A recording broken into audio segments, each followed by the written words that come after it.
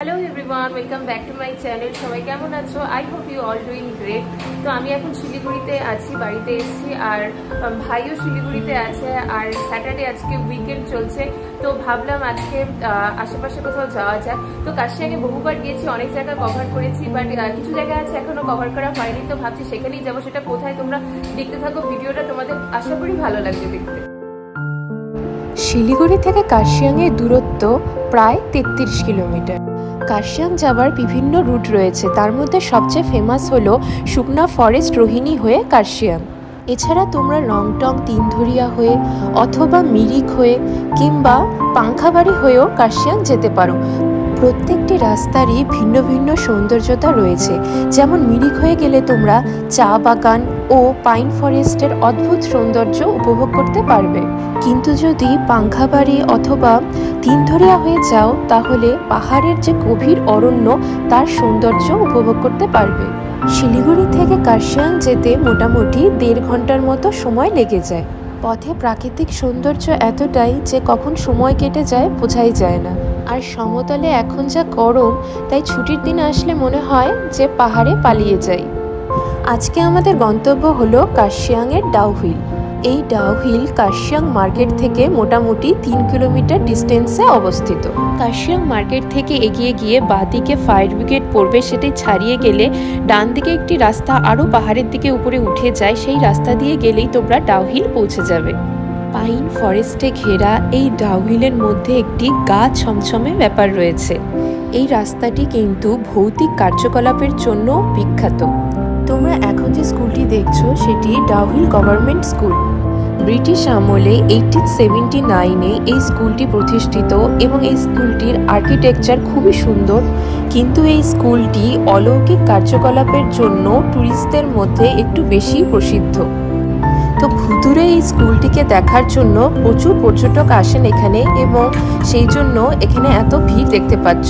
কিন্তু স্কুলের ভেতরে ঢোকা অ্যালাউ ছিল না। স্কুলের বাইরে এখানে গরম গরম মোমো বিক্রি হচ্ছিল, আর এরকম ঠান্ডা ঠান্ডা পাহাড়ি জায়গায় গরম গরম মোমো খেতে তো ভীষণই ভালো লাগে। তাই আমরা দুজনে 2 প্লেট চিকেন মোমো আর গরম গরম চা খেয়ে নিলাম। ঝাল ঝাল চাটনি দিয়ে মোমোটা কিন্তু দুর্দান্ত বানিয়েছিল। স্কুল থেকে এগিয়ে আমরা আরও কিছুটা ডাউহিল রোডে এগিয়ে গেলাম, যেটাকে লোকালরা ডেথ রোডও বলে থাকে। এখানে প্রবেশ করতে তোমাদের এন্ট্রি ফিস পার পারসন 20 টাকা করে নেবে। এই ডাউহিল জায়গাটি কিন্তু একটি হন্টেড প্লেস নামে বিখ্যাত। তার কারণ হলো এখানকার লোকাল মানুষেরা বলে থাকে যে এখানে একটি হেডলেস বয়কে রক্তমাখা অবস্থায় ঘুরে বেড়াতে দেখানো যায়, আর তা গভীর অরণ্যে কোথাও মিলিয়ে যায়। প্রাকৃতিক সৌন্দর্য তো রয়েছে, তার সাথে এই ভৌতিক ঘটনাবলীর কারণে পর্যটকদের মধ্যে এখানে আসার একটি প্রবণতা দেখা যায়। ক্যামেরা নিচে থেকে ব্রাইটনেস বাড়িয়ে নিয়েছে, নইলে জায়গাটি কিন্তু বেশ অন্ধকারময়। বেশ কিছুটা ট্রেকিং করার পর তোমরা এখানে একটি চিলড্রেন পার্ক দেখতে পাবে। অনেকেই কিন্তু এখানে পিকনিক করতেও এসে থাকে।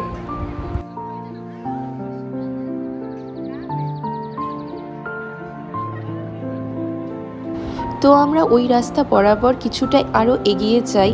অনেক খোঁজাখুঁজির পরেও আমরা ভূতের দর্শন তো পেলাম না, কিন্তু এই গা ছমছমে মায়াবী পাইন ফরেস্টের সৌন্দর্য মন ভরে উপভোগ করে নিলাম।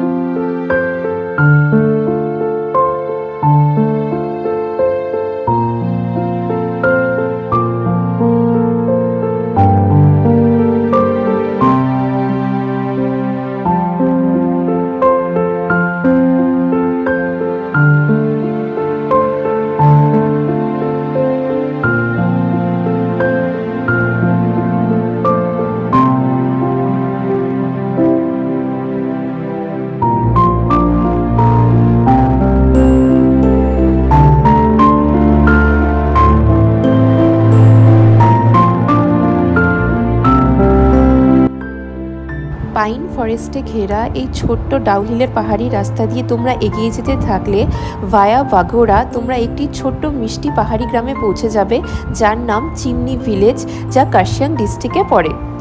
আমরা এখানে পৌঁছতে প্রায় বিকেল 4টা বেজে গিয়েছিল, আর হালকা ঝিরিঝিরি বৃষ্টিও স্টার্ট হয়ে যায়। এই চিমনি পার্কটি কিন্তু বিকেল 4টায় ক্লোজড হয়ে যায়, বাট আমরা রিকোয়েস্ট করাতে ওনারা আমাদের 5 মিনিট একটু ঘুরে দেখতে দিলেন। এই পার্কটি হেরিটেজই বটে, কারণ এখানে এই পার্কে প্রবেশ করলে তোমরা দেখতে পাবে প্রায় 100 বছরেরও পুরনো 23 ফুট উচ্চতার একটি চিমনি রয়েছে, একটি পুরনো চিমনি, যা প্রথম বিশ্বযুদ্ধের সময় তৈরি করা হয় ব্রিটিশ আমলে, এবং ব্রিটিশ অফিসারেরা এটিকে ব্যবহার করে থাকতেন। এই ঐতিহ্যবাহী চিমনিকে ঘিরেই এই ছোট্ট পাহাড়ি গ্রাম, যার নামকরণও চিমনি ভিলেজ করা হয়েছে। প্রথম বিশ্বযুদ্ধের সময় নির্মিত এই চিমনিকে এইখানকার যে লোকাল মানুষেরা তারা যেভাবে সংরক্ষণ করে রেখেছে, এবং সেটিকে ঘিরে যে একটি সুন্দর মিষ্টি পার্ক তৈরি করা হয়েছে, যা দেখে খুবই ভালো লাগলো।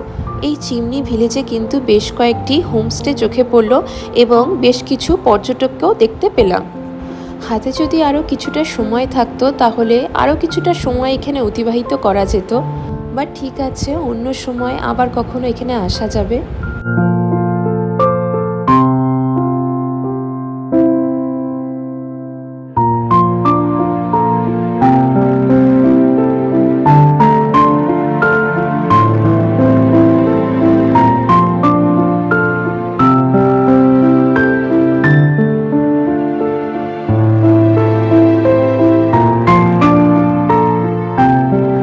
তো এখন বিকেল প্রায় গড়িয়ে এসছে, এবং আমাদের এখন শিলিগুড়িতে ফিরেও যেতে হবে, তাই এই সুন্দর পাহাড়ি রাস্তা দিয়ে আমরা আবার এগিয়ে চলেছি। আমরা এখন আপার কার্শিয়াংয়ে রয়েছি, আর এই আপার কার্শিয়াংয়েই কিন্তু একটি হনুমানজির মন্দিরও রয়েছে। হনুমানজির বিশাল বড় স্ট্যাচু রয়েছে, তোমরা চাইলে সেখানে দর্শনও করতে পারো, পুজোও দিতে পারো। আমরা কিন্তু এখন সেই পথেই এগিয়ে চলেছি। এই পথটি কিন্তু খুব সুন্দর রং বেরঙের ফুল দিয়ে ঘেরা ছিল। যদিও রানিং বাইকে এই সমস্ত কিছু ক্যাপচার করতে একটু ভয়ই লাগছিল।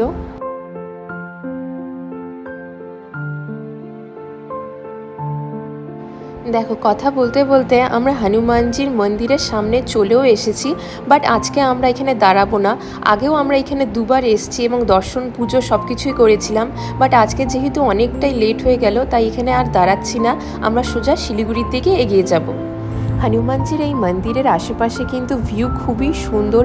এখানে একটি বড় চা বাগান রয়েছে, যেখান থেকে ভিউ খুবই ভালো আসে, তাই তোমরা এখানে আসলে অবশ্যই ভালোভাবে ঘুরে যেও। আমরা ফেরার সময় এখন পাংখাবাড়ি হয়ে ফিরছি, কারণ এখানে ভিড়টা অনেকটাই কম থাকে, ট্রাফিক অনেকটাই এড়ানো যায়, আর রাস্তাটিও খুবই সুন্দর। তো চলো, আজকের জন্য এই অবধি। ভিডিওটি ভালো লাগলে প্লিজ চ্যানেলটাকে সাবস্ক্রাইব করে দিও। আবার অন্য একটি ব্লগে তোমাদের সাথে দেখা হচ্ছে। Till then stay happy, love and take care of yourself. Bye by.